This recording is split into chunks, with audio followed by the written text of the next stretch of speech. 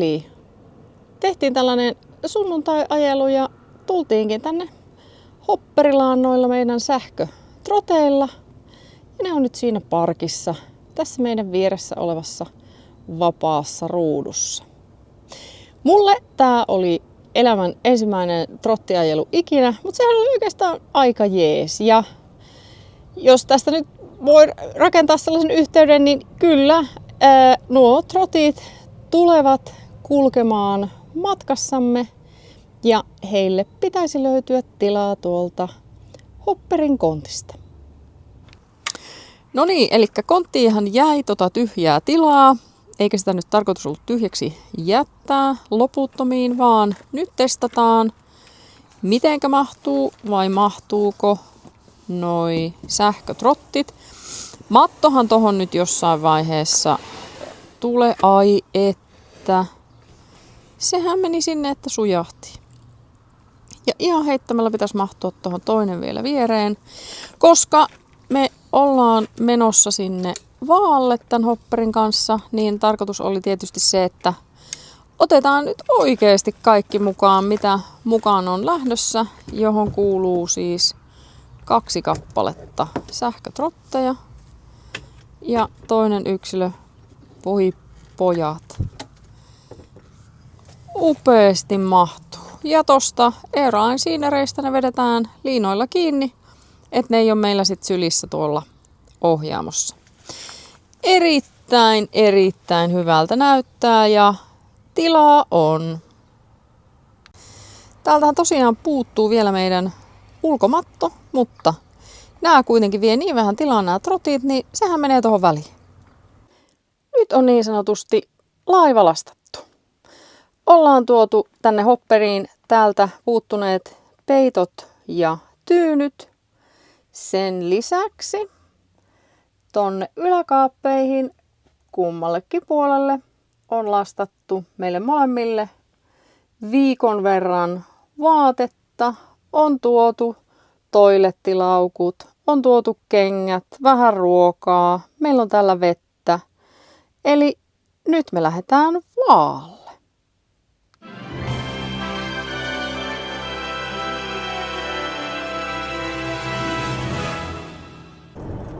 Hopper kävi tänä aamuna Vaalla. Ja vähän jännitti, kuinka ylipainoinen hän on, mutta ei, ylipainoa ei ollut. Meillä on siis tällä hetkellä rekisteriotteen mukaan kantavuutta 3,5 tonnia ja Vaalta lopputulos oli 3480 kiloa. Tässä oltiin tyhjällä vesitankilla, mutta täydellä dieseltankilla. Eli noitten vesimäärien kanssa pelaten, niin saadaan kyllä pysymään kokonaispaino alle sen 3,5 tonnin. Varojahan meillä olisi tässä se painoluokan korotus tehdä aina 4250 kiloon asti, mutta kun meidän ei sitä tarvitse nyt tehdä, niin säästetäänpä siinä sitten aikaa, rahaa ja vaivaa. Ei tarvitse esimerkiksi kun Sloveniaan ajetaan, niin hankkia sitten erikseen yli 3,5 tonnisten autojen boksia. Onpahan niitä sitten korotettuja tiemaksuja muissakin maissa ja ennen kaikkea sitten nopeusrajoitusten seuranta tulisi olemaan vähän haastavampaa sillä yli 3,5 tonnin autolla. Elikkä tämän aamun uutisethan oli oikein hyvät, kaikki on mallillaan ja viestii myös siitä, että ollaan sillä tavalla maltillisesti varusteltu tätä autoa, eikä ole sitten otettu kaikkea sellaista, mitä saattaa joskus tarvita. Ihan ylivoimaisesti suurin haaste tässä Hopperin varustelussa meillä on ollut kahvikone ja kuvassa näkyvä kahvikoneen teline. Kahvikone, joka meille toimitettiin, tuli EU-pistokkeella ja sehän ei sveitsiläiseen pistorasiaan käy.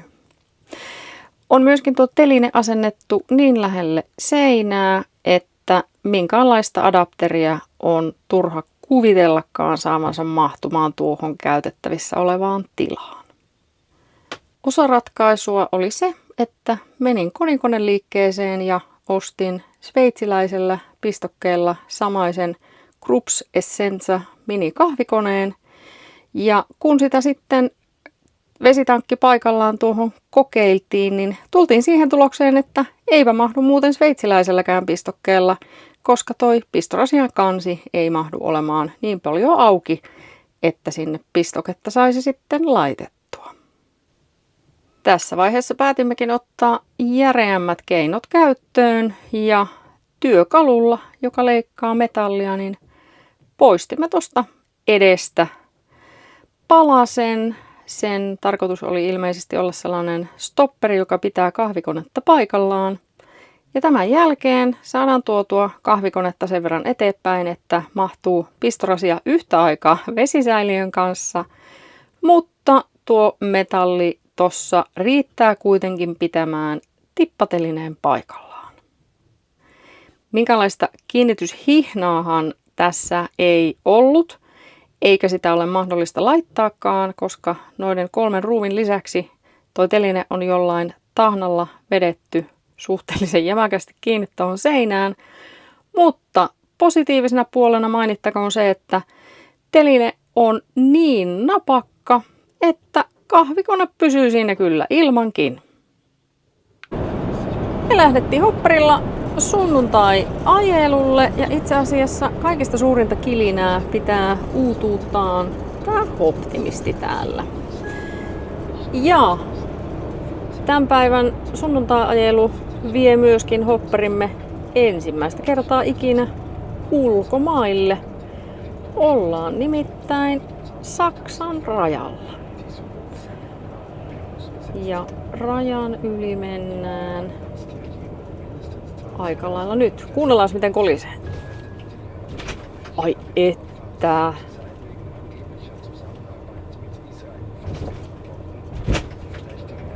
Joo, tuolta takaa jotakin kolahduksia kuuluu, mutta ei ainakaan tarvitse heti ruveta purkamaan ja lastaamaan kaikkea uudestaan. Pakkauksemme on onnistunut ja olemme päässeet Saksaan. Nyt sitä ollaankin jo takaisin Sveitsissä. Tarkalleen ottaen ollaan nyt Neuhausen am Rheinfall nimisessä kaupungissa. Täällä siis sijaitsee noi Rheinfall-vesiputoukset, mutta me on siellä niin monta kertaa käyty, että me ei tälle sunnuntai-ajelulle nyt otettu mitään varsinaista vierailukohdetta. Eli Saksan visitti oli lyhyt, mutta erittäin hedelmällinen. Me löydettiin sieltä tosi kiva paikka, missä me päästään ottamaan ja poistamaan vesiä. Siellä oli myöskin Kemsan tyhjennykset. Kolikolla toimiva paikka. Se oli just sitä, mitä etsittiinkin. Ja sattupa silmään vielä pesupaikka, missä on sellainen, miksi sitä nyt sanoisi, korokesilta. Ja siellä olisi sitten pääsis ihan kunnolla pesemään tätä autoa. Nyt me otetaan suunnaksi Winter Tour ja tarkoituksena on nyt siis testata meidän lastausta kaikissa mahdollisissa nopeuksissa. 80 ja 100 vaikutti erittäin hyvälle, ei kilise eikä kolise, niin ajetaanpa pikkupätkä motaria vielä ja katsotaan voidaanko lähteä hymyssä suin kotiin ja todeta, että vitsi meidän pakkaus onnistui hienosti. Optimistilla on kyllä kunnon bileet käynnissä.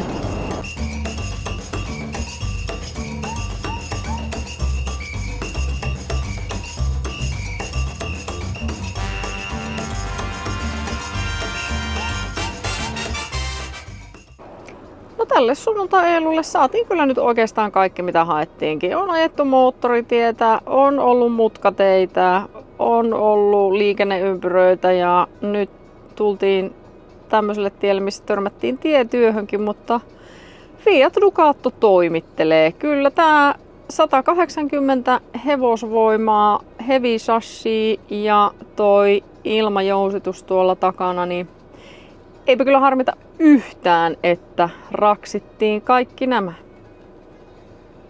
En nyt osaa sanoa, onko se ton ilmajousituksen ansiota vai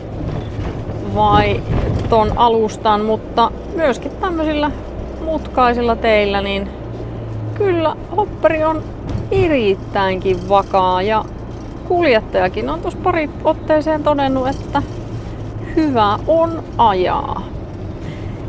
Tämä sunnuntai-ajelu ja testiajelu alkaa olla tässä. Ja ei tässä nyt ihan hirveän pitkästi ole siihen, kun me lähdetään ihan oikeesti johonkin reissuun. Mihin päin? Se selviää myöhemmin.